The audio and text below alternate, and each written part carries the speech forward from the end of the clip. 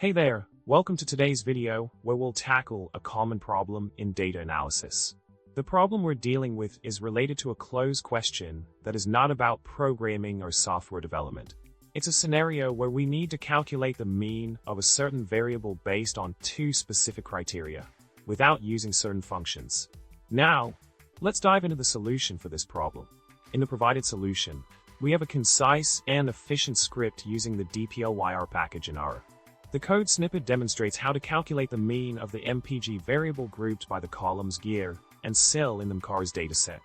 By utilizing this summarize function along with the .by argument and all underscore of function, we can achieve the desired output effortlessly. This approach eliminates the need for group underscore by and across functions, streamlining the code and making it more manageable. Now let's wrap up our discussion. To sum up, we've successfully addressed the initial problem by implementing a streamlined solution using dplyr in R. By following the provided script, you can efficiently calculate the mean of a variable based on specific criteria without unnecessary functions.